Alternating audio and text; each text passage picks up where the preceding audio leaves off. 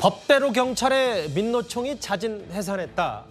어제 윤석열 정부의 엄정 대응 예고 이후 민주노총의 첫 대규모 집회가 어제 있었습니다. 그런데 오후 6시쯤에 민노총이 시민 분향소를 기습 설치하면서 경찰과 대치하기도 했습니다.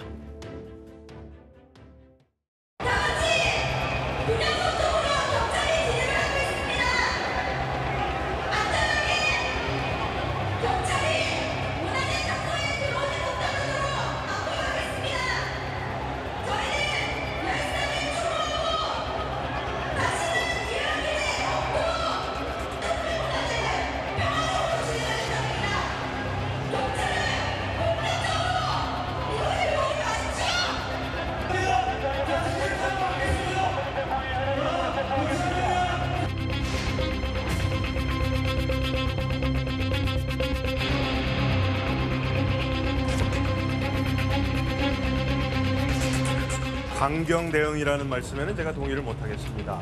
경찰로서 해야 할 역할을 주저없이 당당하게 하겠다는 게 원칙입니다.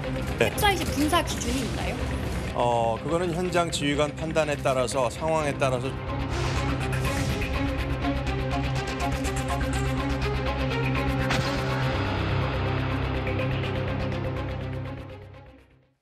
어제 있었던 일련의 시간대별 민노총 집회.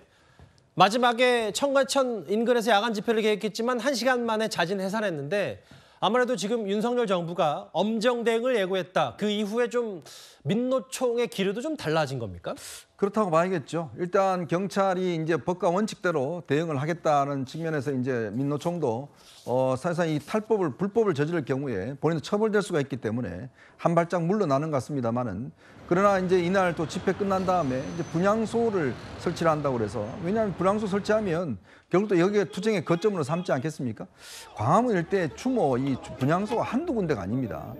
정말 이 민노총이 무슨 광화문을 전세 낸 게 아니지 않습니까? 지난 17일, 18일에 이어서 노숙 집회에 이어서 또 보름 만에 또 집회를 열었거든요.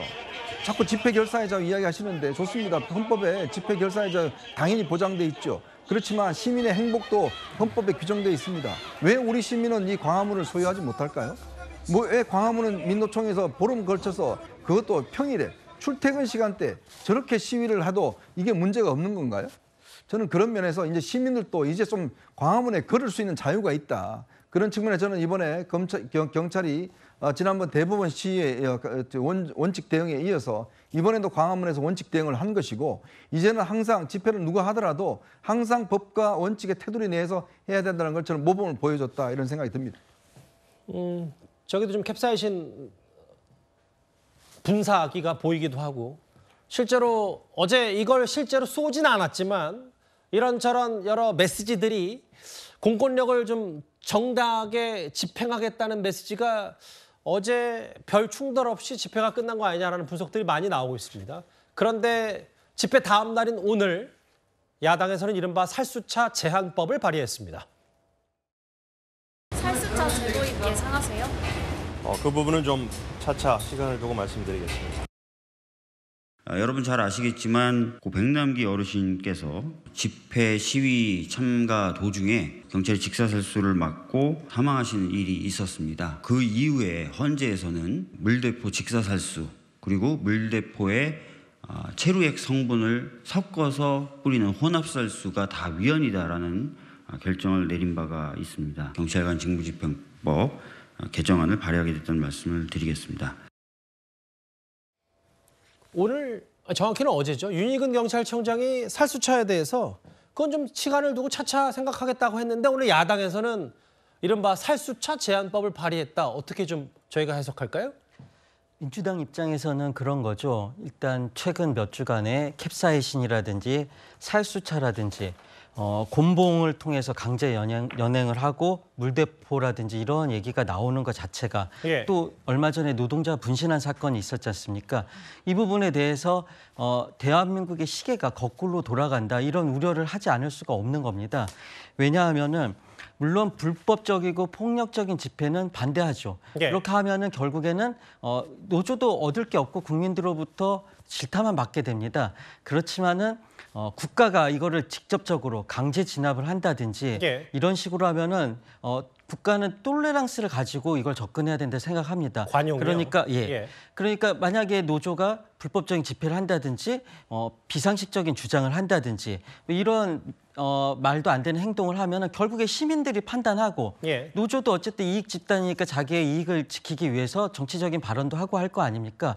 근데 국민들이 동의하지 않으면 결국은 노조가 얻을 수 있는 것도 없거든요.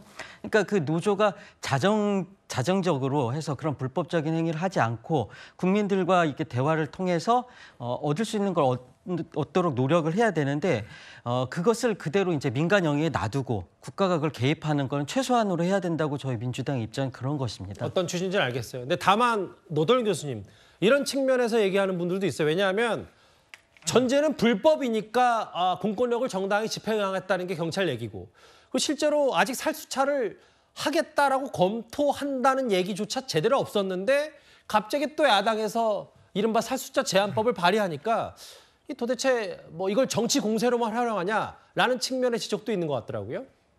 박주민 의원도 법률가시죠. 저렇게만 얘기하면 저건 헌재 결정을 약간 왜곡하는 겁니다. 예. 분명히 위헌이라는 결정이 나온 건 맞는데 경찰의 직사살수행위가 위헌이라고 하는 것은 그 당시 상황과 관련된 겁니다. 경찰의 직사살수행위, 물대포 관련 행위가 직사살수행위가 허용되는 경우가 경찰관 직무집행법에 나와 있는데요. 일반인의 통행을 방해하고 경찰의 해산 명령에 따르지 않거나 쇠파이프, 화염병 등으로 경찰관을 폭행하거나 또 차벽 등 폴리스라인의 훼손을 시도할 때 필요 최소한도로 허용된다고 돼 있거든요. 그런데 당시 백남기 씨 행위가 그에 해당하지 않았다 그런 얘기입니다. 당시 백남기 씨는 경찰 버스에 연결된 밧줄을 당기는 그런 상황이었는데. 잠시만요, 노 교수님. 네. 그러니까 좀 꼭꼭 씹어서 가고 싶어서 네. 박주민 의원이 오늘 이 살수차 제한법을 발의하는 과정에서 헌법재판소의 판단을 인용했는데 이게 약간 본인들이 보고 싶은 것만 인용해서 주장했다 이 말씀하시는 거예요? 그렇다는 겁니다. 그 백남기 어르신 씨와 관련해서 직사살수행위가 위헌이라는 결정이 내리는 건 맞는데 그게 왜 위헌이라고 해야 직사살수행위 자체가 위헌이라는 게 아니고 경찰관 직무집행법에 예. 직사살수행위를 할 수 있는 경우가 있는데 규정돼 있습니다.